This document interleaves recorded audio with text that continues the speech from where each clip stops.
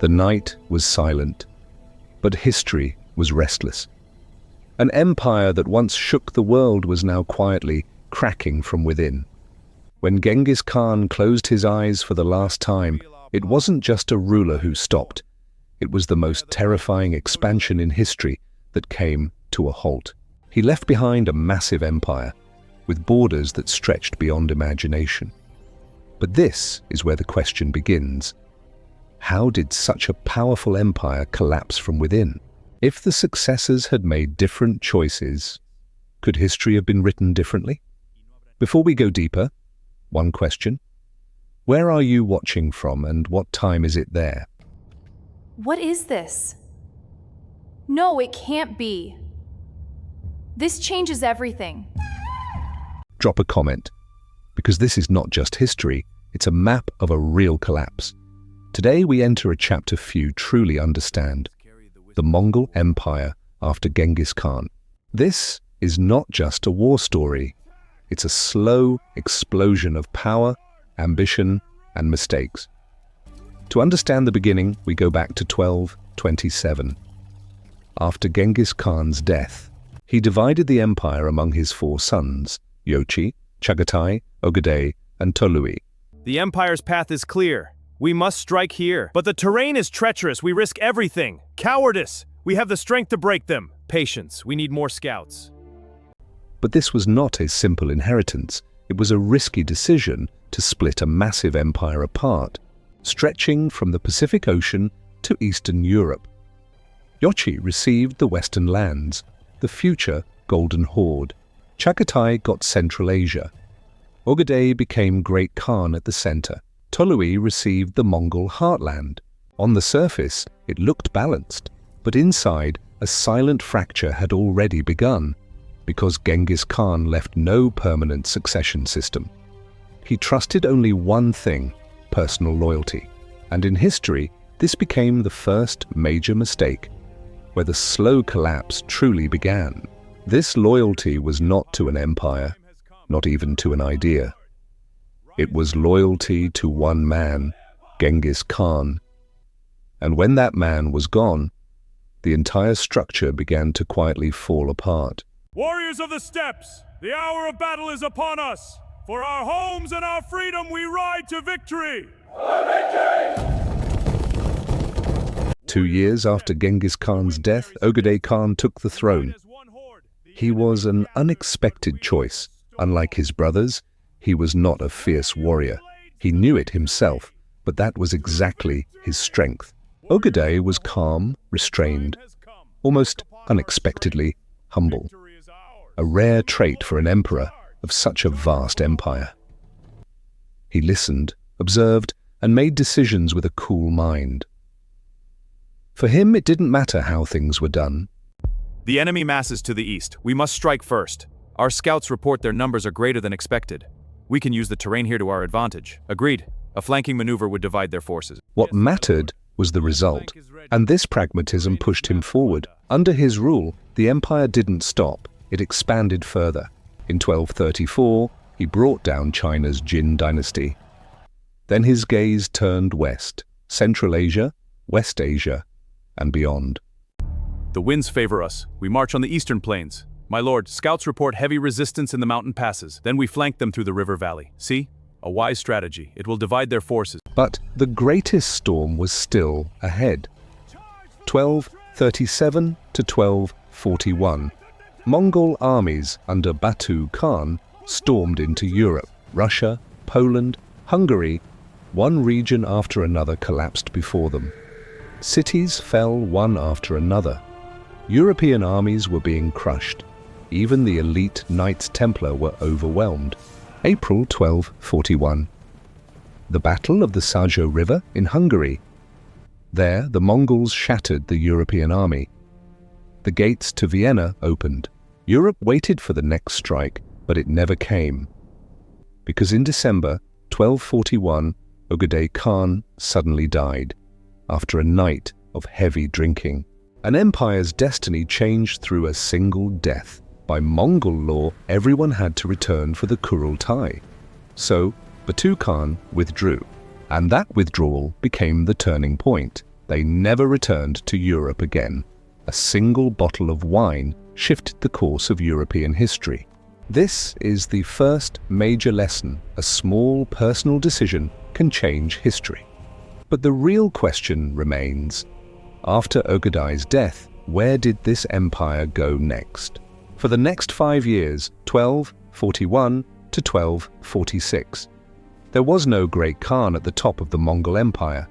And inside this vacuum, power slowly shifted into the hands of one woman, Töregene Khatun. She was Ögedei Khan's widow. But calling her just a widow would be a mistake. She was calculated, cold-minded, and terrifyingly strategic. In those 5 years, she fought no battles. She fought a silent war, the war for power. The enemy masses in the east. We must act. My lady, our forces can be ready. I will lead the vanguard. Good. Deploy at dawn. Go now. On one side, she built alliances. On the other, she eliminated rivals one by one, and everything was aligned toward one goal. Her son Guyuk would become the next great Khan. She succeeded. In 1246, Guyuk took the throne. But this throne was not peaceful. Inside it burned another conflict, Guyuk versus Batu Khan. Warriors of the Empire, the time has come to march. Our enemies will fall before our might. Advance with valor and claim your glory. Both were blood descendants of Genghis Khan. Both believed the empire belonged to them. Hatred was clear, and conflict was only a matter of time. In 1248, Guyuk marched out with his army to confront Batu Khan. But history turned. Again, suddenly, he never arrived. He died on the way. Why? Disease or poison? No one knows for sure. And once again, the empire faced a terrifying question. Who now? At that moment, Batu Khan could have claimed the throne. He had power, influence, and an army. But he didn't. Maybe distance, maybe his new lands in Russia, or maybe he was waiting for the right moment. Instead, he supported someone else, Mongol Khan. We must advance cautiously. The terrain is treacherous. Agreed. Flank them from the east at dawn. What of their cavalry reserves? Scouts report they are positioned here. Good. Proceed. Another grandson of Genghis Khan from Tolui's line.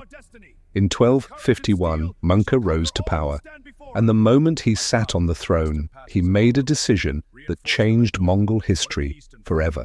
He launched a brutal purge. Members of Ögedei and Chaghatai's line were eliminated one by one.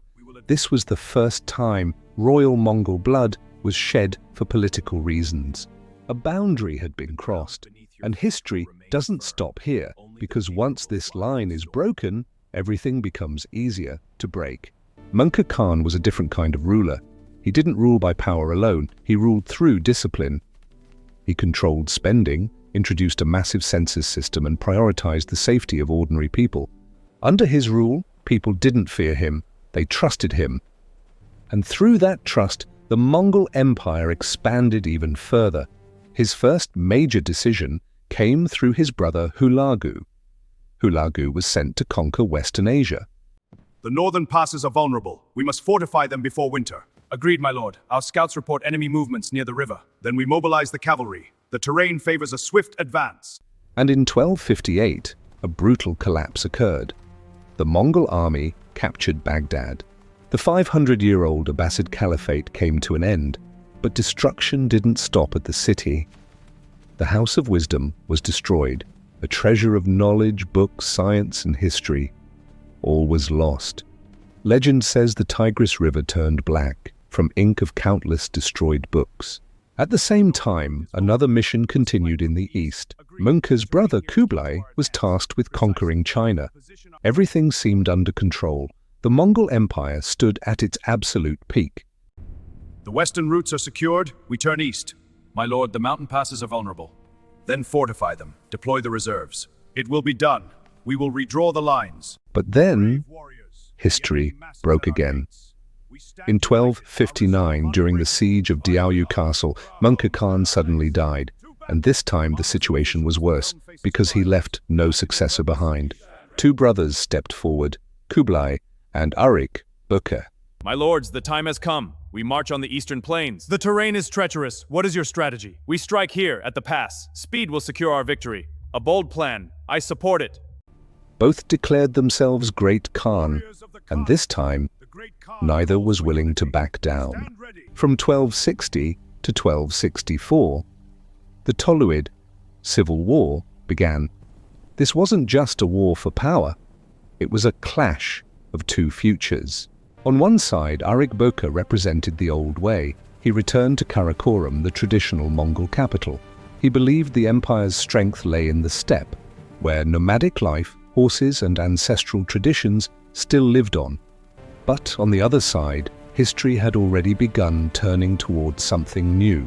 On the other hand, far from the center of history, Kublai was stationed in China. The reports are clear. We must fortify the eastern flank. Yes, Commander. The terrain favors a defensive line here. Agreed. I will deploy archers to the hills. Good. Mobilize the troops. Time is short. And there he realized a crucial truth. To rule a settled, permanent empire, the ruler must also change. He slowly began transforming himself. He appointed Chinese officials and learned the Chinese script. And although he didn't fully adopt Chinese culture, he began to respect it.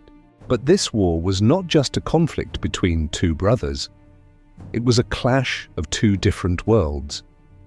On one side was the question, would the Mongols cling to their nomadic identity, or would they break that identity and reshape themselves for a new reality?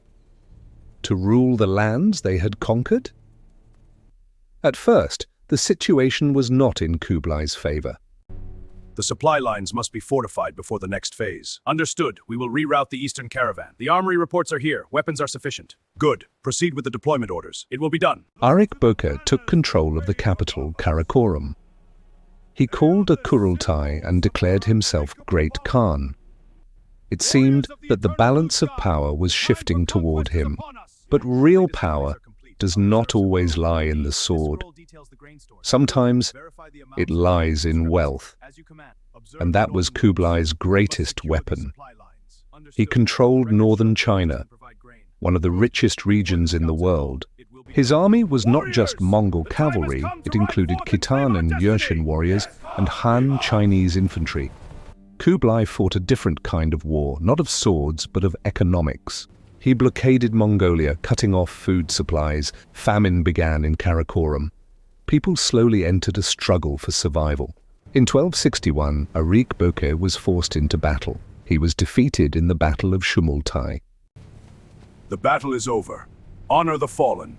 Yes, Commander. We will see to them. Just 10 days later, he tried again near the Khingan Mountains. But the result was the same: stalemate. Wars are not won only on the battlefield. Real victory comes from supply and economics. Ögedei Khan was falling behind due to lack of resources. In 1264, he surrendered. Kublai captured him. Warriors, the time has come to unite and ride forth. We march toward destiny, to conquer and claim our glory. 2 years later, in 1266, he died in captivity under mysterious circumstances. We may never know the truth, but one truth is clear. Kublai won the war. But within that victory, the unity of the Mongol Empire was lost. The fractures on this map reveal the world's instability. What is our response? We must strengthen our alliances and prepare. Understood. We will coordinate. Good. Stay vigilant. But within that victory, the unity of the Mongol Empire was lost. A deep division slowly formed within the empire itself. The three powerful Western khanates, the Golden Horde in Russia, the Chagatai Khanate in Central Asia, and the Ilkhanate in Persia, none of them recognized Kublai as the Great Khan. Envoys were sent, relations were maintained, but in reality they were completely independent. And that's where things became even more dangerous, because now they turned against each other. Mongol began shedding Mongol blood.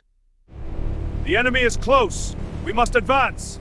Our scouts confirm it. We are ready. Then give the order. We march. It is done. They are dismounting now. The leader of the Golden Horde, Ögedei Khan, was a devout Muslim. When the Ilkhanate ruler Hulagu carried out a brutal massacre of Muslims in Baghdad, Ögedei was consumed by rage. In 1262, the Golden Horde and the Ilkhanate went to war directly. It was a strange twist in history. Mongols were now fighting Mongols, and an even more shocking turn followed. Ögedei formed an alliance with the Mamluk Sultanate of Egypt, who were sworn enemies of the entire Mongol Empire. Turning point. In opposing Hulagu, old loyalties collapsed completely. This was a major turning point. For the first time in history, blood ties were replaced by religion and regional interests as the main driving force. The Empire's unity is fragile. We must reinforce our position. I agree. The Golden Horde's ambition threatens the West and Ilkhanate in the South. We need alliances enlisting Kublai's support. Then it is decided. Meanwhile, Kublai faced another long-term challenge, Ögedei Khan. Ögedei, grandson of Ögedei Khan, controlled part of the Chagatai Khanate and repeatedly challenged Kublai's authority. A war between two powers began, and it refused to end. From the 1260s until Ögedei's death in 1301, the conflict lasted for decades. This war drained not only lives, but also the empire's wealth, power, and stability. Finally, in 1304, a peace agreement was signed. On paper, all khanates acknowledged the authority of Kublai's Yuan dynasty, but reality was different. The empire was no longer one. It had become four separate powers, four separate states. Each moved forward in its own self-interest, yet Kublai cannot be called weak. In fact, he was one of the most capable rulers in Mongol history. In 1271, he formally established the Yuan dynasty. Courtiers and guards, attend to the imperial decree. Let harmony and order prevail throughout the realm. Your loyalty and diligence are noted. Fulfill your duties without fail. It was the first time in history that a foreign dynasty ruled all of China. 1279. Kublai completes the fall of the Southern Song dynasty. With this, all of China comes under Mongol rule.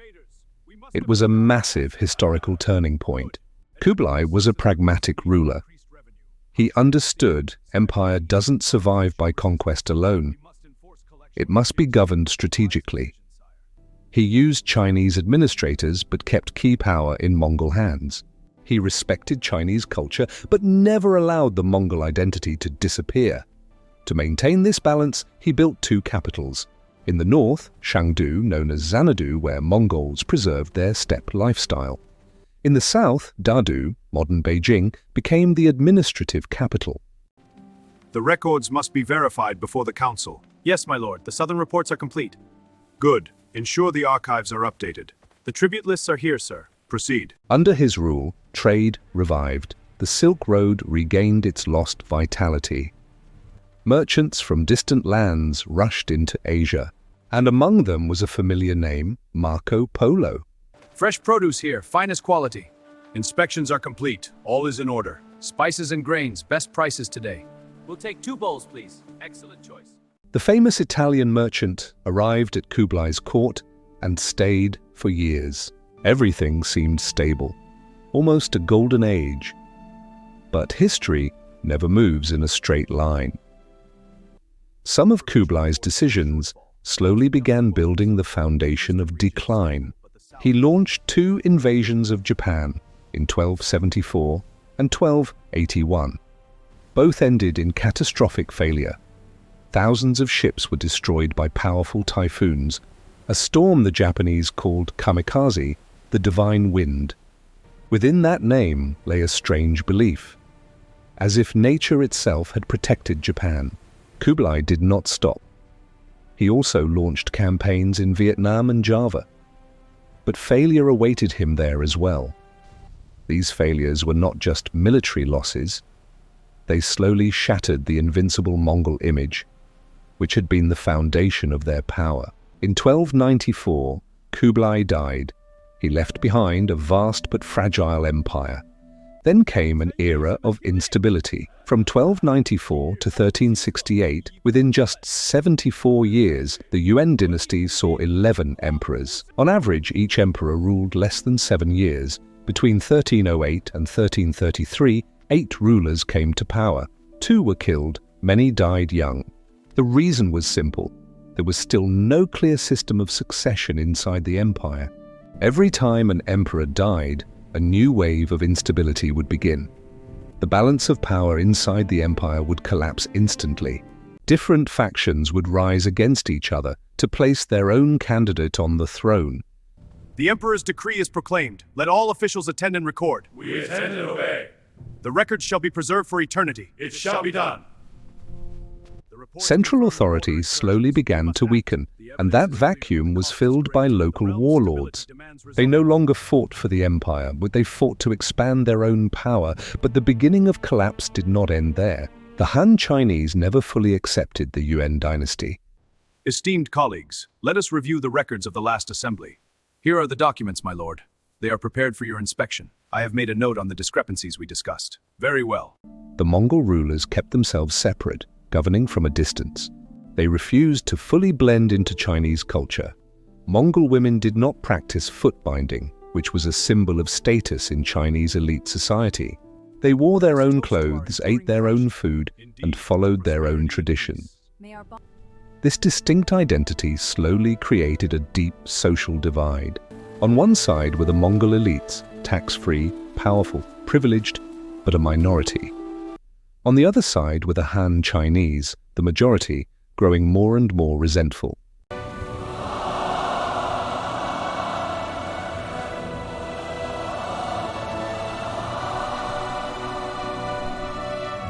At the same time, nature itself became harsher. From the late 1340s, disaster after disaster struck: drought, floods, devastating famine. But the Yuan administration failed to handle the crisis. Public anger no longer stayed within limits. In 1351, the Red Turban Rebellion began.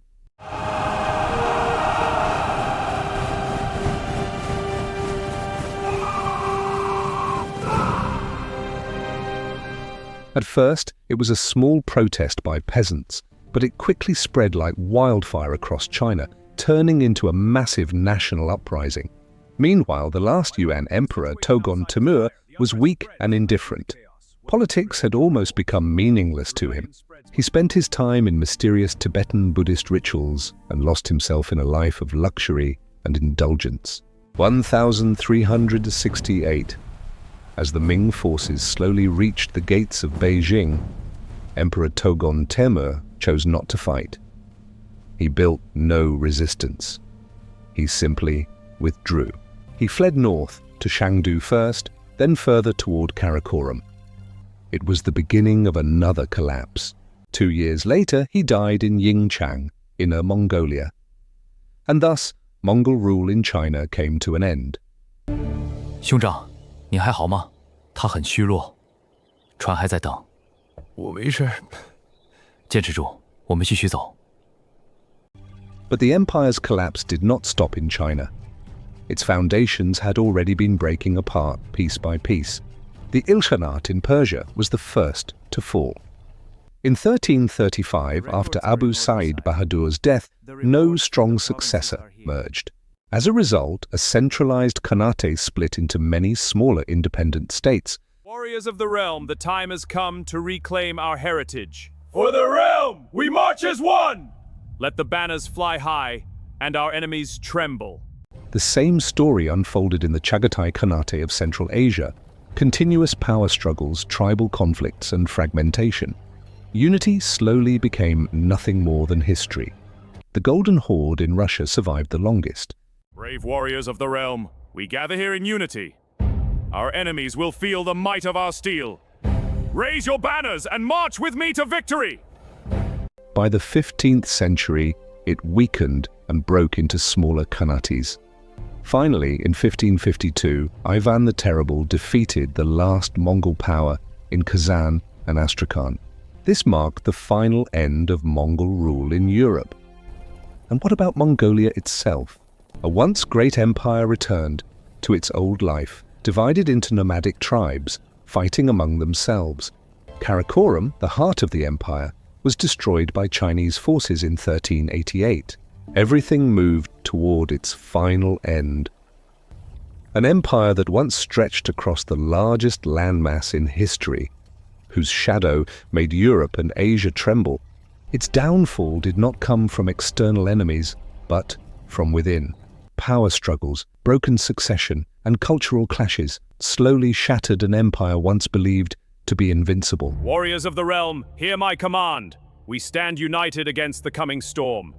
Swear your loyalty upon this ground. We swear it! Then rise and conquer. History leaves behind one clear message.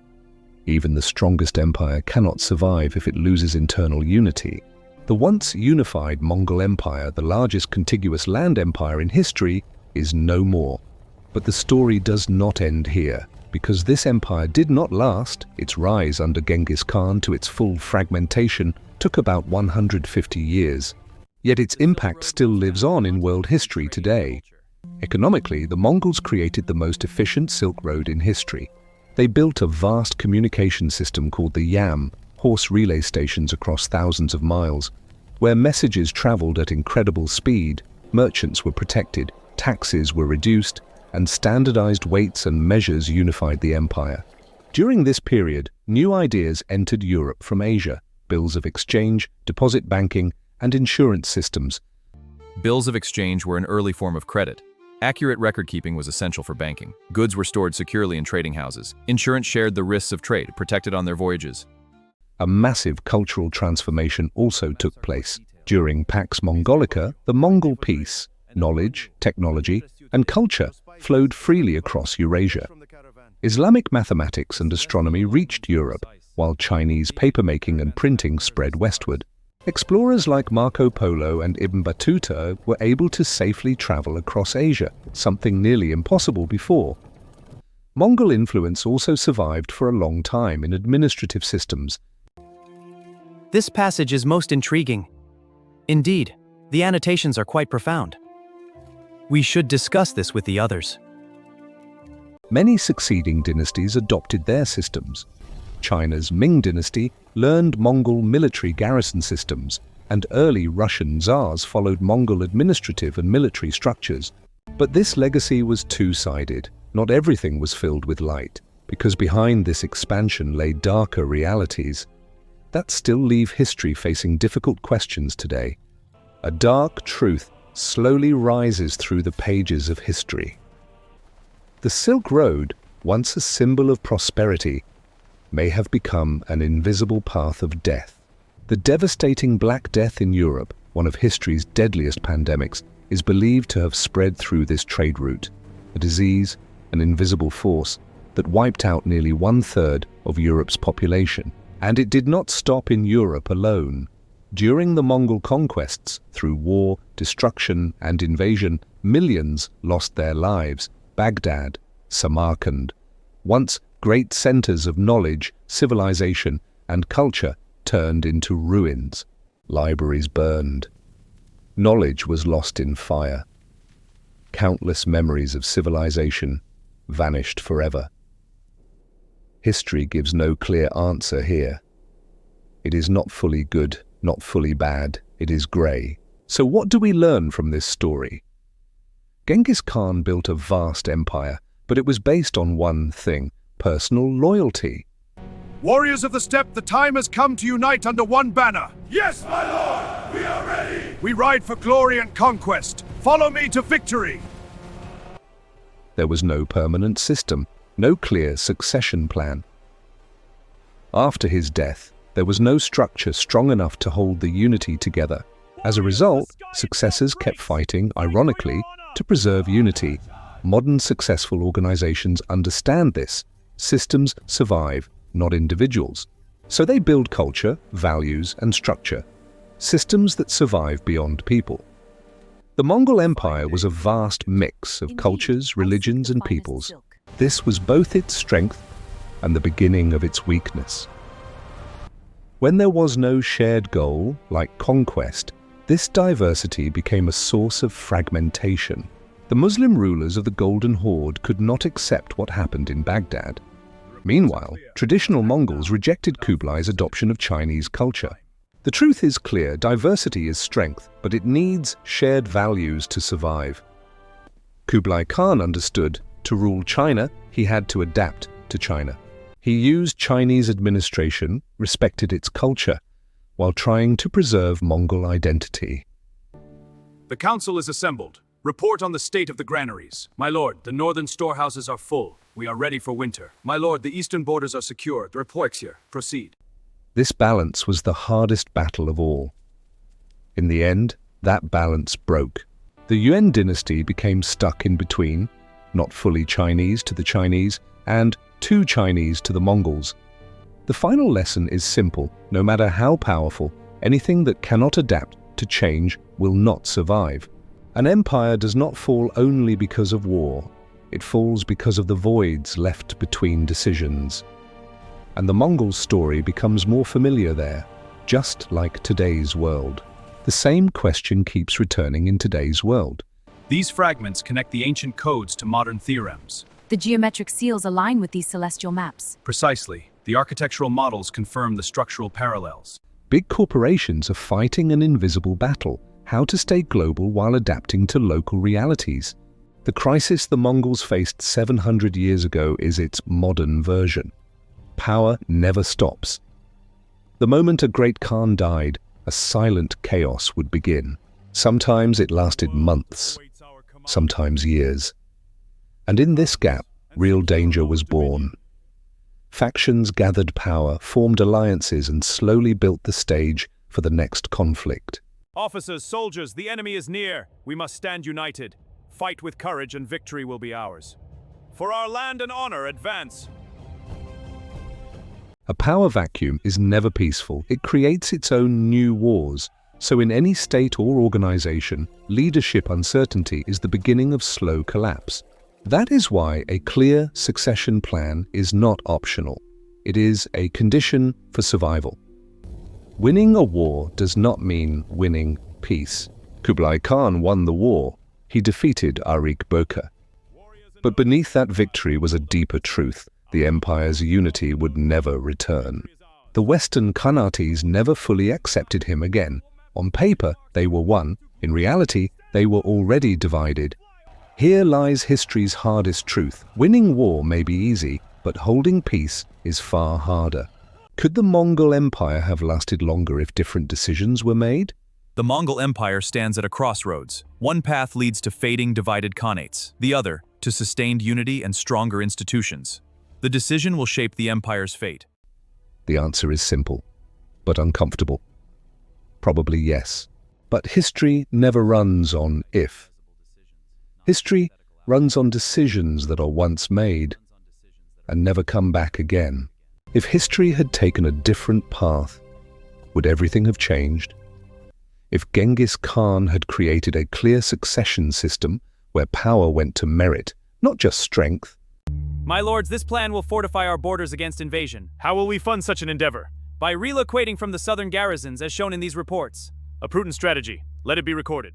If Ögedei Khan had lived longer and built a stable administration after the conquest of Europe, if Mongol Khan had named a clear successor before his death, the bloody conflict between Kublai and Ögedei Khan might never have happened. If Kublai had kept the Western khanates united, the empire's fragmentation might have been stopped. And if the later Yuan rulers had been more capable and visionary. But history does not run on if. It only knows one thing: what actually happened. And reality was brutal. The Mongol Empire, the largest contiguous power in history, slowly collapsed from within. For the same reasons that repeatedly appear in the fall of great empires: lack of a clear succession system, internal power struggles, failure to adapt to new realities, growing gap between rulers and the people,